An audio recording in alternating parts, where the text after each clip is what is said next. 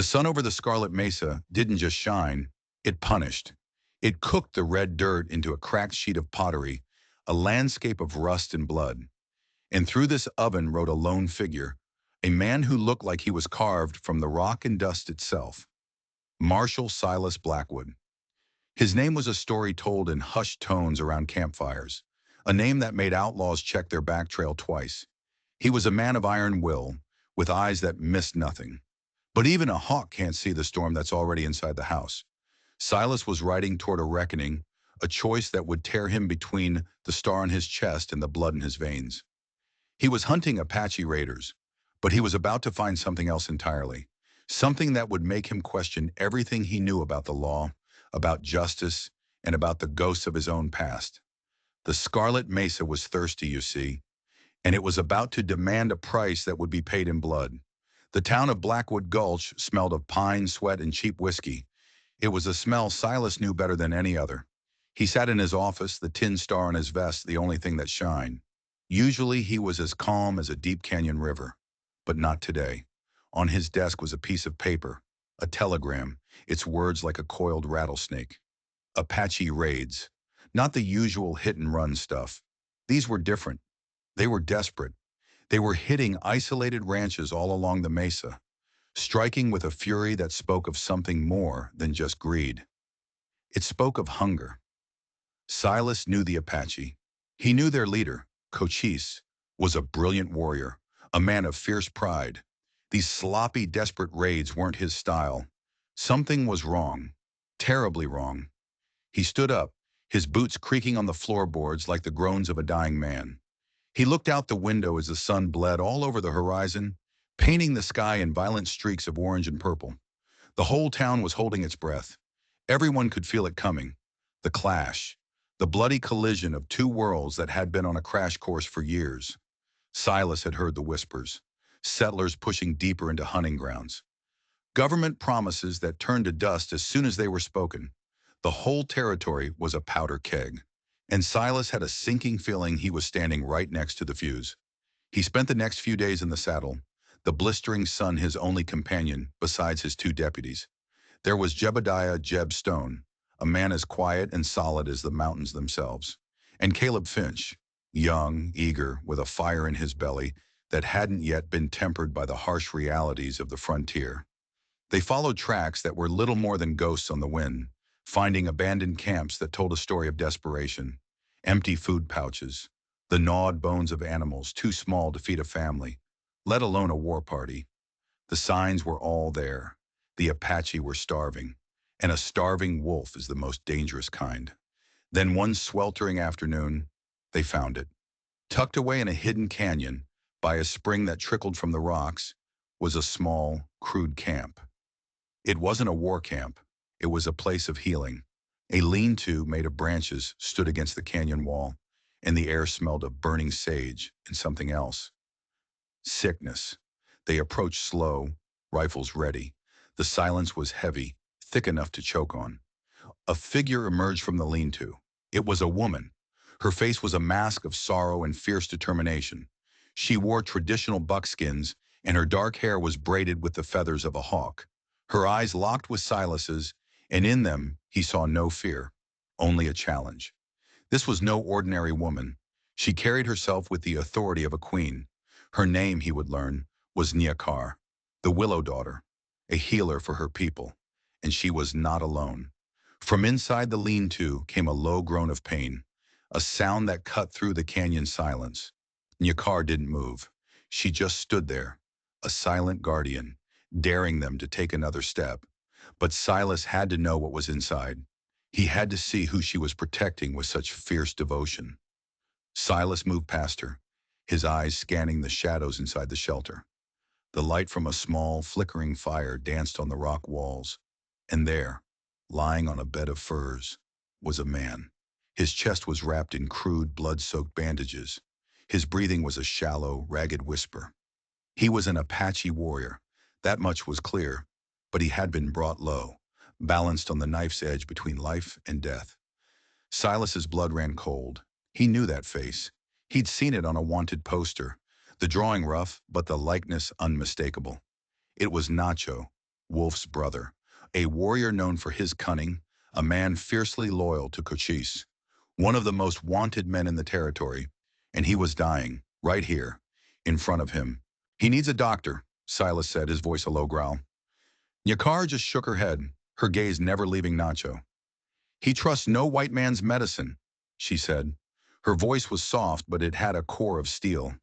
He is one of us. We have our own ways. Silas could see the truth of it. To take Nacho to Blackwood Gulch was to sign his death warrant. He'd either hang from a rope or die from a settler's bullet before he even reached the jail. But something in Nyakar's defiant stare gave him pause. This wasn't just a lawman and a fugitive. It was something more. Jeb and Caleb shifted uneasily behind him. Their job was to uphold the law, not play nursemaid to an Apache raider. We can't just leave him to die, Silas said almost to himself. Nyakar took a single step forward. He is wounded, she said, her voice sharp. He is not your captive. We ask only for safe passage. He is too weak to move. Silas weighed his options. Every instinct he had as a lawman screamed at him to clap the irons on Nacho and drag him back to town. But the man in him, the part that understood desperation, saw something else. He saw a woman fighting to save her own, a plea that went deeper than words. It was a gut feeling, a whisper on the wind. And Silas had learned long ago to trust those whispers. He made a decision right then and there, a decision that would send ripples across the entire territory, a choice that would either save them all or get them all killed. We won't interfere with your healing, Silas announced, his voice ringing with authority. Jeb and Caleb stared at him like he'd grown a second head. But we're not leaving. We'll wait until he's strong enough to travel. He looked directly at Nyakar, his eyes boring into hers. And when he is, you take him back to your people. And the raids stop. A truce. For his sake. Nyakar's dark eyes searched his face, looking for the trick, the lie. She found none. Only a grim, weary resolve. Slowly she nodded. A strange and fragile pact had been forged in that silent canyon. A pact between a lawman and a healer over the body of a dying warrior. Silas knew his deputies thought he was a fool. A truce with the Apache? It was insane.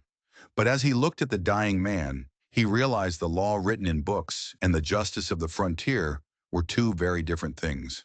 And sometimes, to find justice, you had to break the law. The days that followed were stretched as taut as a bowstring.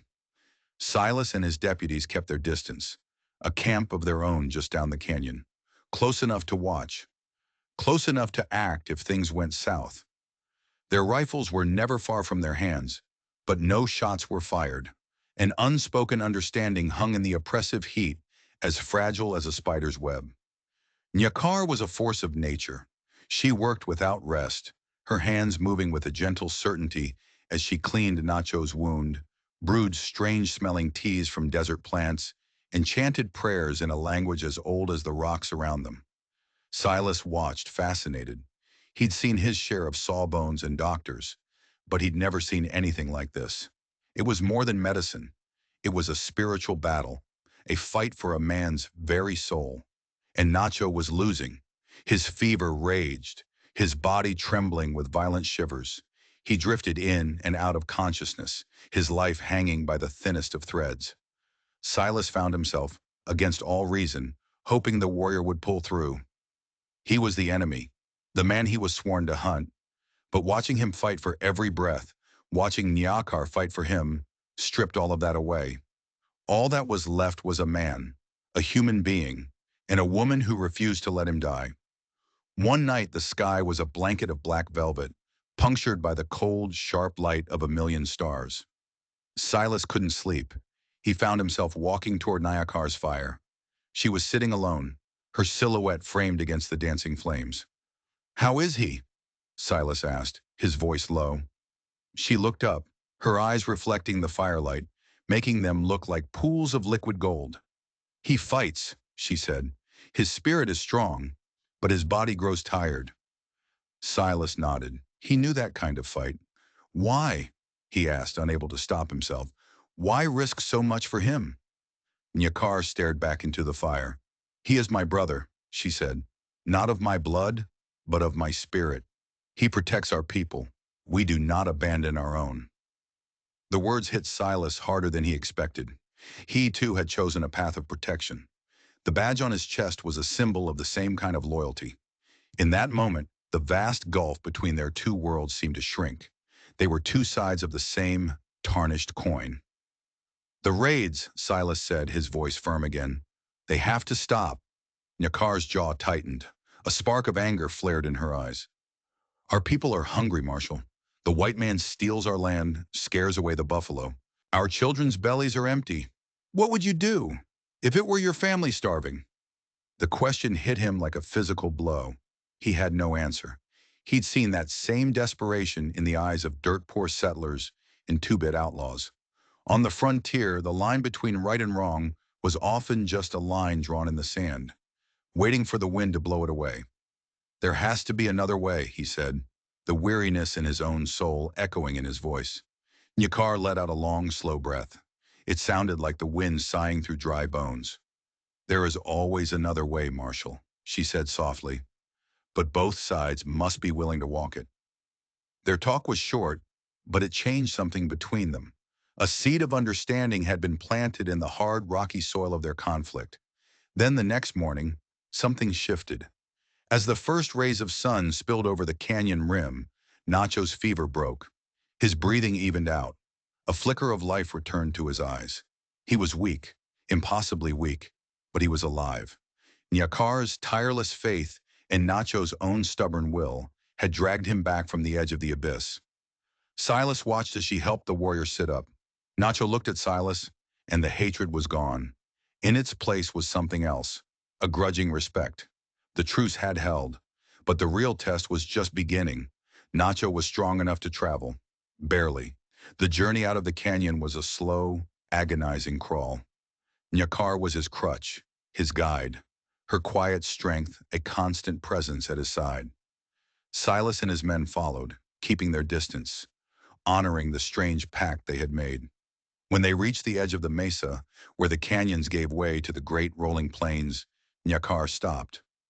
Nacho, leaning heavily on her, turned to face the lawman. "You kept your word, Marshal," Nacho said, his voice a dry rasp. "We will not forget this." Silas just nodded. "And you'll keep yours. No more raids." Nacho's eyes clouded over. "Our people suffer. Your government makes promises and breaks them like dry twigs. Our land is stolen." "I understand," Silas said, and he meant it. "But more violence won't feed your children. It will only lead to more graves." Nacho was silent for a long moment, his gaze sweeping over the vast plains that had once belonged only to his people. Then he said something that shocked Silas to his core. "Cochise will talk," he said. "He sent me to say this. If the white man wants peace, he must come to us. Not with soldiers, not with guns, with open hands and an honest tongue. A parley with Cochise." The legendary war chief who had resisted the white man for decades was offering to talk. It was unthinkable, a trap most likely, but Nacho's eyes held no deception. This was real. This was a chance. "What are the terms?" Silas asked, his mind racing. "Cochise will meet with one man," Nacho said. "One representative, unarmed, in the heart of our land. He will listen, but he will not be betrayed." The last words were a clear and deadly warning. The history between their peoples was written in the ink of broken treaties and the blood of massacres. Betrayal was a poison that had soured everything. Silas knew the risk. Walking into Cochise's camp alone and unarmed was suicide. But what was the alternative? A full-scale war. A war that would soak the Scarlet Mesa in blood and leave nothing but widows and orphans on both sides. It was a hell of a gamble, but it was the only one on the table. "I'll take your message," Silas said, "but I can't promise they'll listen." Nacho nodded slowly. "You are a different kind of white man, Marshal Blackwood," he said, and for the first time Silas saw a flicker of something that looked like admiration. "We will remember." And with that, he and Nyakar turned and melted into the vastness of the plains, leaving Silas standing alone in the dust, the weight of two futures resting squarely on his shoulders. He had just been handed a chance for peace, but it was a chance that was almost certainly going to get him killed. Silas rode back into Blackwood Gulch, a man carrying a heavy burden. He went straight to the telegraph office and sent a wire to the territorial governor, Josiah Albright. Silas knew the man. Albright was a politician, full of hot air and fancy speeches, a man who saw the frontier not as a home for people, but as a stepping stone for his own ambition. He understood politics, not people, and he sure as hell didn't understand the Apache. Albright's reply came back so fast it practically set the wires humming. It was exactly what Silas had expected. The governor called Cochisi's offer a savage deception, a trap. He ordered Silas to hunt down the renegade Apaches and bring them to justice one way or another. He even threatened to send in the cavalry. Silas felt a cold knot of dread tighten in his stomach. The cavalry. That meant war. A brutal, bloody war with no winners. Albright, in his ignorance and arrogance, was about to set the entire territory on fire. Silas was standing on a precipice, staring into an abyss of violence, when a hand reached out from the darkness. A letter arrived, carried by a dust-caked rider. It was from Judge Elias Thorne. Thorne was a circuit judge, a man whose reputation for fairness and wisdom was known throughout the territory. He was one of the few men in power who actually understood the delicate balance of life on the frontier. The letter was short, but its words were a lifeline. Thorne had heard about the escalating raids. He had also heard about Silas. He wrote that he had been making his own quiet inquiries. The raids, he believed, were not acts of war, but cries of desperation. They were driven by starvation. Then came the bombshell. Judge Thorne had heard whispers of a corrupt Indian agent, a man named Sterling Vance, who was supposed to be delivering government supplies to the Apache reservation. But the supplies weren't getting there. They were vanishing, and Vance was getting rich. Silas's blood ran cold. Sterling Vance. He knew the name. A slick, well-dressed man who always had a fat roll of cash and a smile that never quite reached his eyes. Silas had crossed paths with him once or twice and had always felt a sense of unease, the kind you get when you're near a snake in the grass. Now it all made a horrifying kind of sense. Vance was stealing the food. He was starving the Apache and derating the settlements. He was creating chaos, and somewhere, somehow, he was profiting from it. The judge's letter ended with a sentence that changed everything. I am coming to Blackwood Gulch. We must talk. Cocosie's offer may be our only hope for peace, and perhaps, Marshal, you are the only man who can answer his call. A surge of grim purpose flooded through Silas. This wasn't just about stopping a war anymore. This was about justice. It was about uncovering a rot that went to the very heart of the system he was sworn to uphold. He would meet with the judge, and if it came to it, he would defy the governor. He would ride into the heart of Apache territory. He was a lawman on a collision course, not just with a war chief, but with the corrupt powers that ran the territory. And he knew with a certainty that chilled him to the bone that this path could only end in one of two ways, with peace or with his own death. Judge Elias Thorne was a man who commanded respect without ever raising his voice. He arrived in Blackwood Gulch looking more like a professor than a frontier judge, with silver hair and a gaze that seemed to see right through you. He and Silas met in the marshal's office, the air thick with the smell of dust and brewing coffee. Silas laid it all out: the wounded warrior, the healer, the truce, and Cochisi's impossible offer. The judge listened, stroking his neatly trimmed beard, his expression unreadable. Sterling Vance, Thorne said finally, his voice a low rumble, is a viper. I've had my eye on him for months. Rumors of missing funds, supplies that never arrive. He starves them, and then I suspect he profits from the conflict that follows. He probably has men in the governor's own office covering his tracks. The words confirmed Silas's worst fears. This wasn't just greed. It was a calculated evil scheme.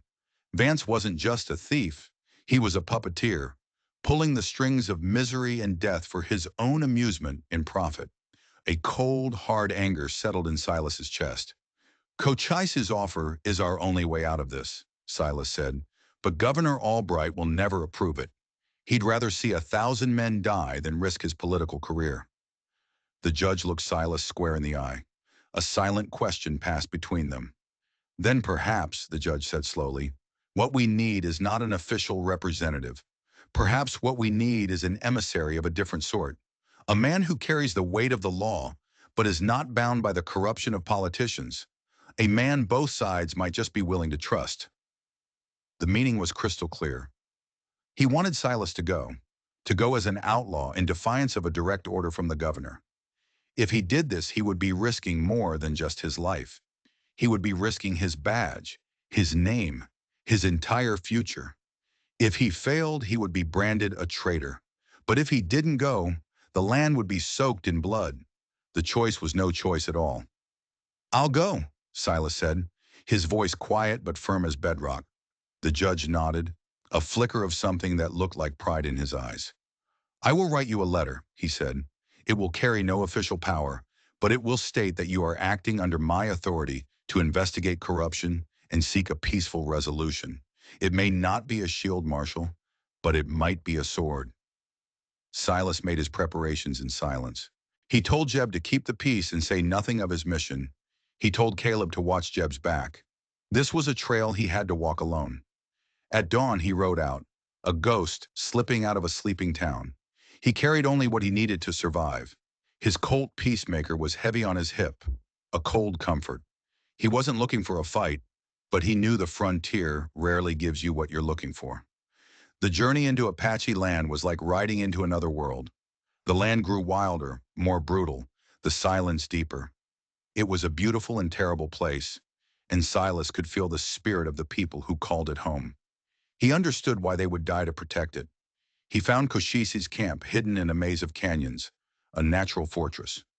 As he approached, warriors seemed to rise from the earth itself, their faces painted for war, their rifles held with an easy menace. Silas swung down from his horse, his hands open and empty. A figure emerged from the crowd. It was Nacho. His wound was healing, but he still moved with a warrior's stiffness.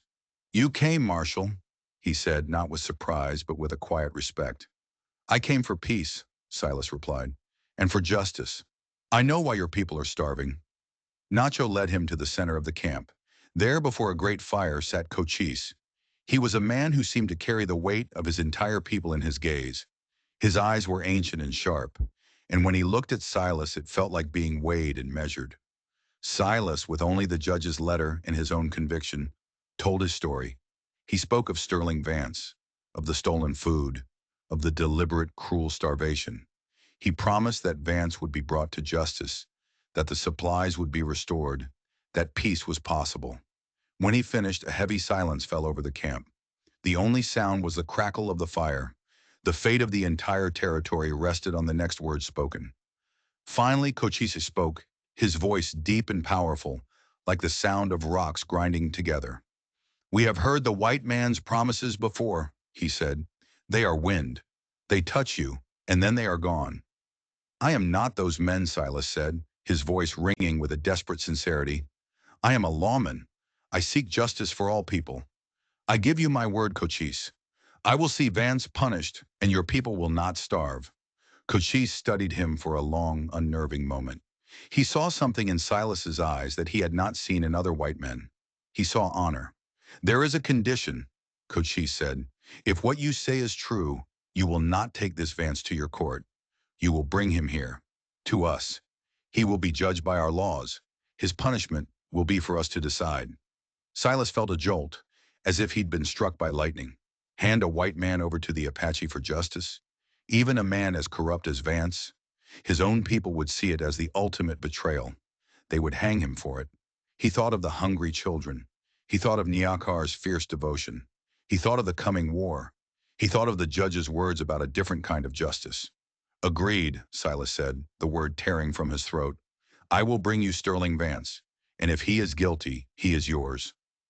A ripple of shock went through the assembled warriors. Nacho stared at Silas, a look of disbelief and profound respect on his face. Cochise, for the first time, allowed a faint, hard smile to touch his lips. He held out his hand. Silas took it.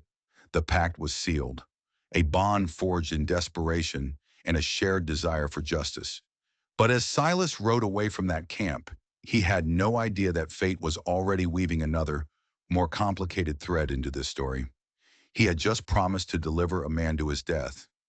He had no idea of the true identity of the man he was hunting, and he had no idea that this hunt would lead him to a truth that would shatter the fragile peace he had just built and uncover a secret buried deep in his own forgotten past. Silas rode with a fire in his belly. The hunt for Sterling Vance wasn't just a job anymore. It was a crusade. The image of Vance's slick smile, paid for with the lives of starving children, fueled a cold, methodical rage in him. Back in Blackwood Gulch, he found Judge Thorne waiting. When Silas told him of the new agreement to deliver Vance to Cochise, the judge's eyebrows shot up. For a moment, he looked deeply troubled. Then he nodded slowly. "A dangerous precedent, Marshal," he said, "but these are dangerous times.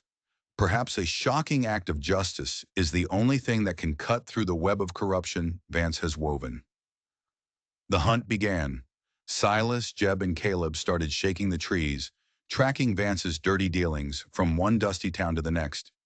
Vance was a ghost, always one step ahead. They followed a trail of cheated card players and broken men he'd left in his wake. They learned he had a taste for expensive whiskey and a weakness for bragging about his connections. Weeks bled into one another. The trail was growing cold.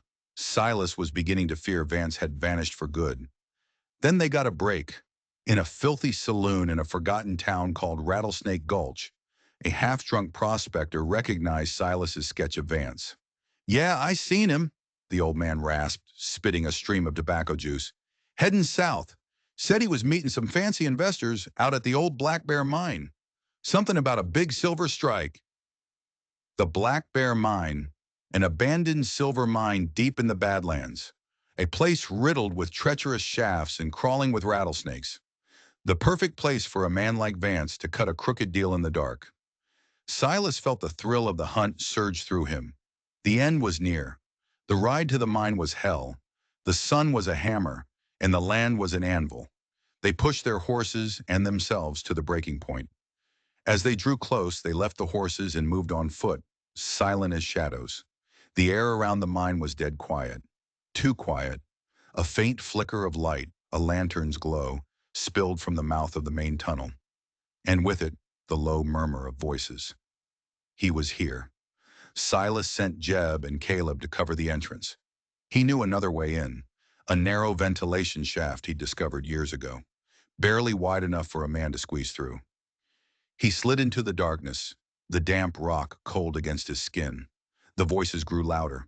He emerged onto a ledge overlooking a large cavern, and he saw him, Sterling Vance. He was sitting at a crude table with three hard-looking men, their faces greedy in the lantern light. A bag of gold coins sat on the table between them. "Gentlemen," Vance was saying, his voice as smooth and oily as snake venom. "Once the Apache problem is permanently solved, this land and the silver beneath it will be all ours. It's a guaranteed fortune." Silas felt a white-hot fury. He stepped from the shadows, his peacemaker appearing in his hand as if by magic. The lantern light gleamed on the cold steel. "The deal's off, Vance," Silas's voice boomed through the cavern. Vance's head whipped around. The slick smile melted from his face, replaced by a mask of pure, stark terror. His associates clawed for their guns. One of them, a big man with a scarred face, was fast. But Silas was faster. The crack of his pistol was deafening. The man screamed, clutching a shattered shoulder. The other two froze, staring at the smoking barrel of Silas's gun and the icy resolve in his eyes. Vance, trembling like a leaf, threw his hands in the air. "Don't shoot! Don't shoot, Marshal! I'll cooperate!" Just then, Jeb and Caleb burst in from the main tunnel, their rifles leveled. The trap was sprung. Silas walked toward Vance, his boots grinding on the gravel floor. "You're under arrest, Vance," he said, his voice deadly quiet. "But you won't be seeing the inside of one of our jails. You're going to face a different kind of justice." A dawning horror spread across Vance's face as he understood. He knew about the Apache. He knew what they did to their enemies. "No," he whimpered, his voice cracking. "Not them. Please, Marshal, I'll pay you. I can make you a rich man." Silas looked down at the pathetic, trembling man.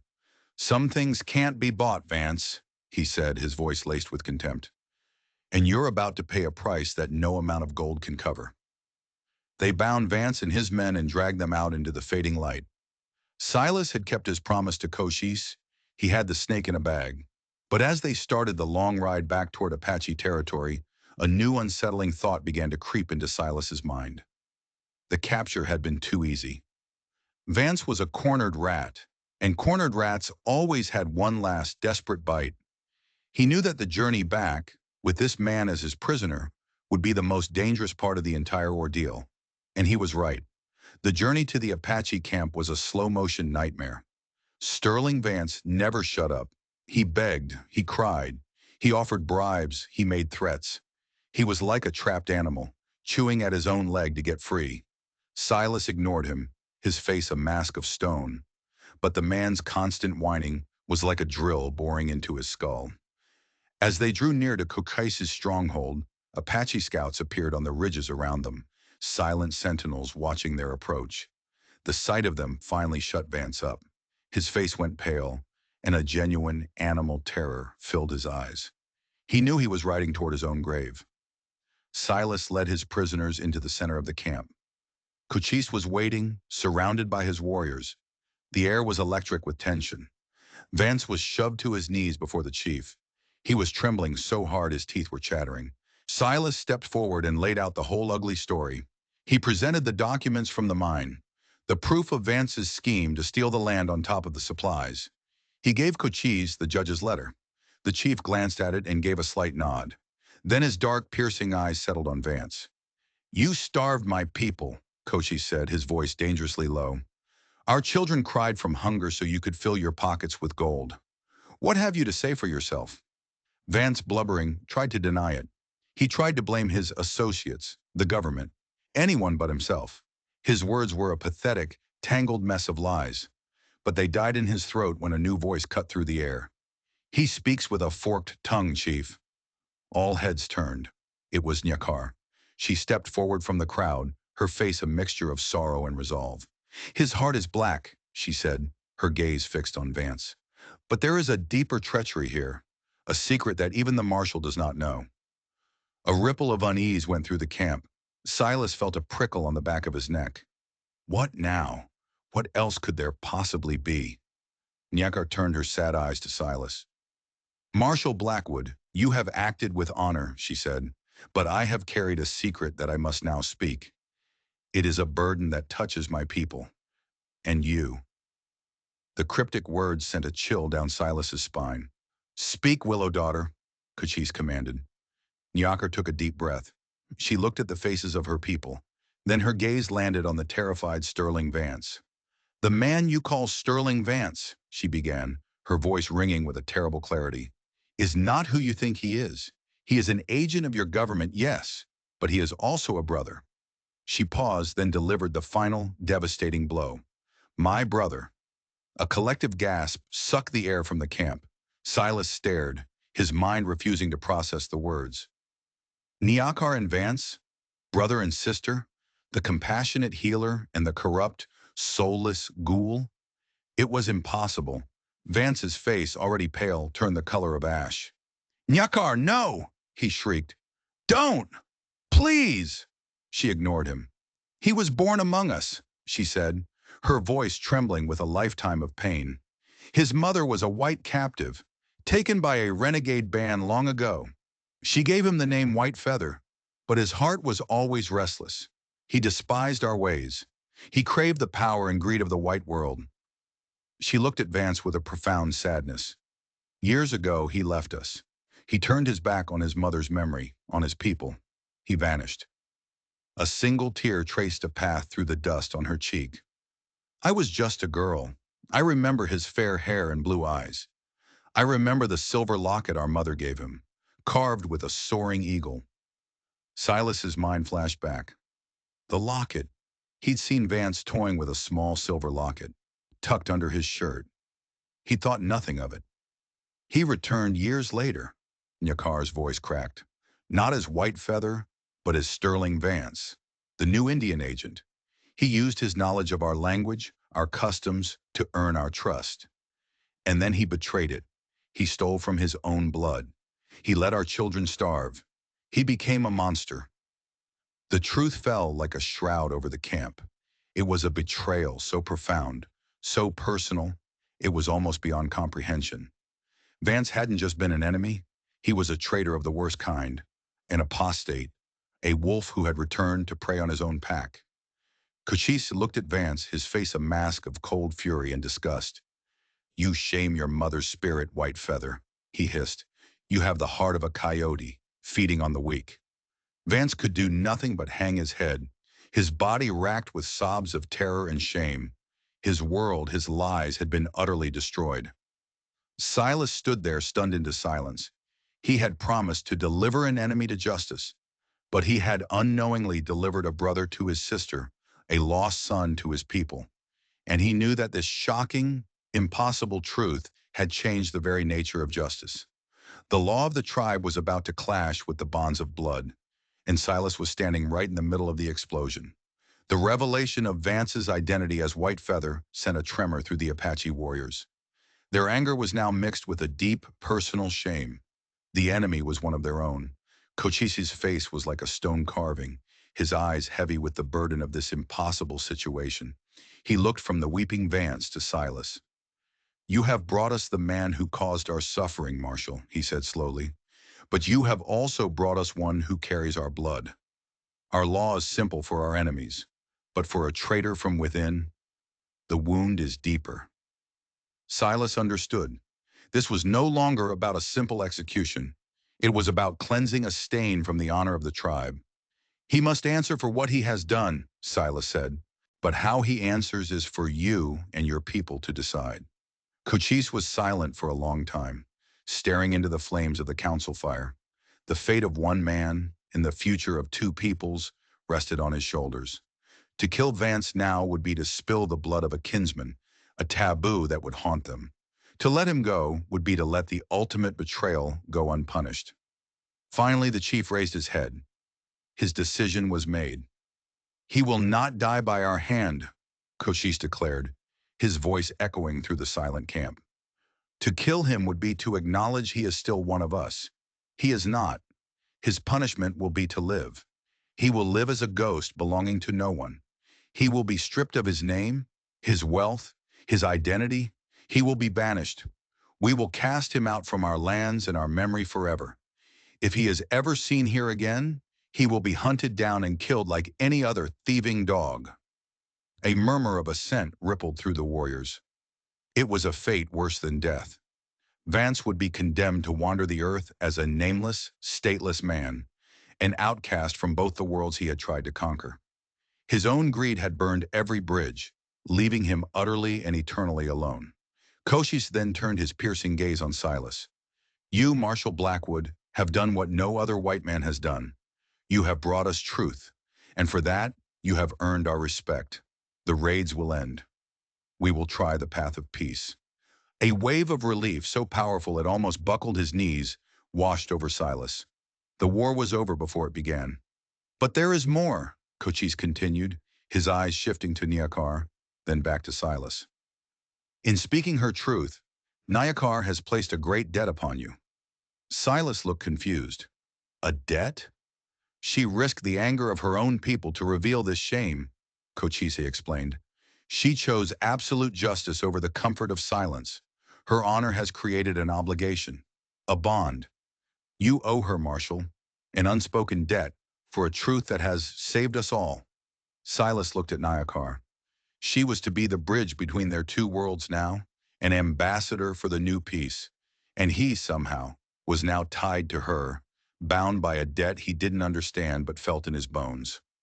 The next day, Vance, now just a man in rags, was given a horse and a small bag of water and pointed toward the barren wilderness. He was a ghost, erased from the world. Silas watched him go, feeling not satisfaction, but a profound sadness for a soul so completely lost. The ride back to Blackwood Gulch was different. Nyakar rode with him. She would be the liaison, the voice of her people in the white man's world. They spoke little, but a new understanding flowed between them. Silas saw not just an Apache woman, but a kindred spirit, another soul burdened with the heavy weight of keeping the peace. The Scarlet Mesa was healing. A fragile truce was taking hold. But as they rode, Silas couldn't shake the chief's words. An unspoken debt. He felt like a man walking in the dark, knowing there was one last turn in the trail ahead. One final secret the Mesa had yet to reveal. And he had a strange, unsettling feeling that this final secret was not about Nyakar, or Vance, or the Apache, but about himself. The sight of Marshall Blackwood riding back into town with an Apache woman at his side sent waves of shock and suspicion through the settlers. But Judge Thorne had been busy.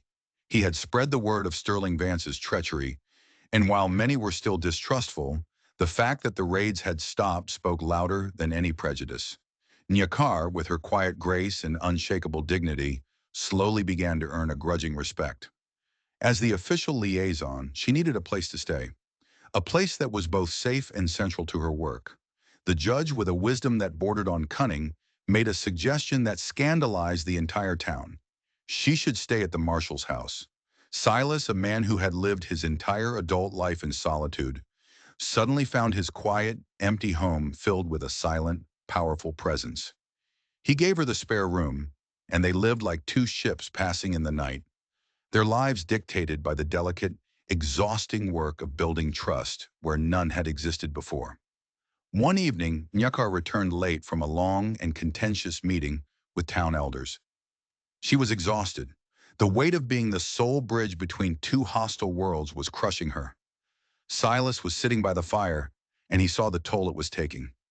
"The white man's world is a hard one," he said, his voice softer than he intended. She gave him a weak, tired smile. "It is a different kind of war, Marshal, fought with words and paper instead of arrows and guns." She looked at him, her dark eyes searching his. "I am grateful for this house, for your protection. You have kept every promise you made." She hesitated for a moment. "But the debt remains." Silas frowned.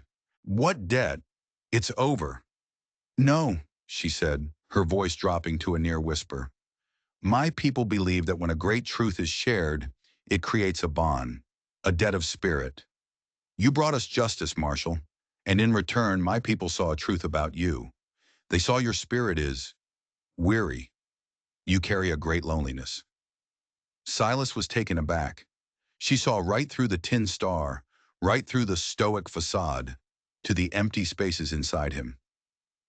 "My people have a saying," Nyakar continued, taking a step closer. "When a guest arrives, you offer them a place to sleep, on the porch or in your bed. The porch is for strangers, for those who need only shelter from the night. The bed. The bed is for those with whom you share a connection, a bond of spirit. It is an offer of comfort, of solace, not of the body, but of the soul." Silas's breath caught in his throat. He understood. This was not some crude proposition. It was something far deeper. It was the Apache way of acknowledging the profound bond that had been forged between them in the crucible of conflict and truth. It was an offer to share not just a space, but a silence, to heal the wounds that no one else could see. He was a man defined by his isolation. He kept the world at arm's length, believing it was the only way to be the lawman everyone needed him to be. But this woman, from a world so different from his own, had seen the man behind the badge.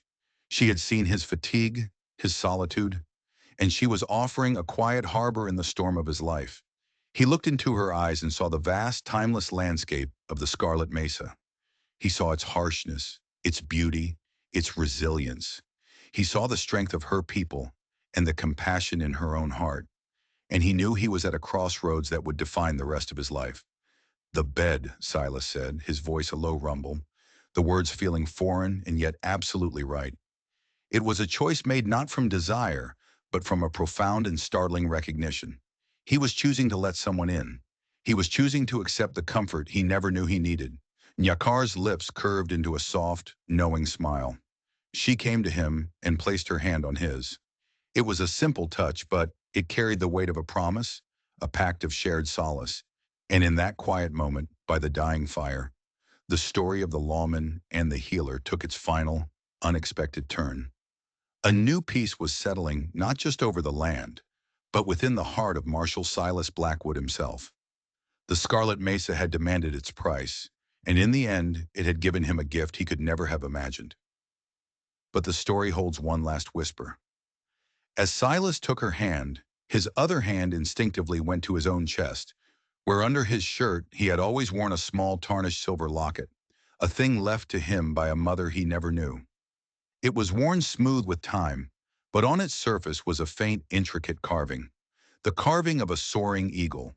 The tale of Marshall Silas Blackwood and Nyakar, the Willow Daughter, is more than just a Wild West drama. It's a testament to the enduring human spirit, a beacon of hope in a time of conflict.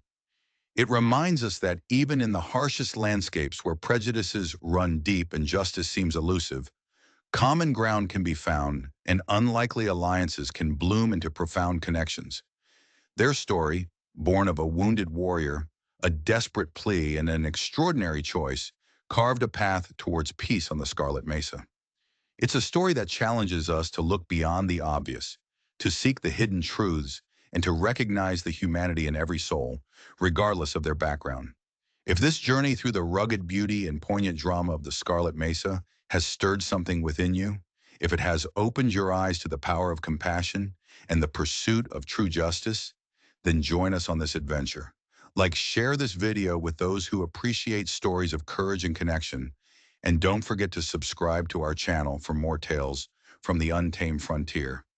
Stories that remind us of the enduring spirit of the American West and the timeless lessons it holds.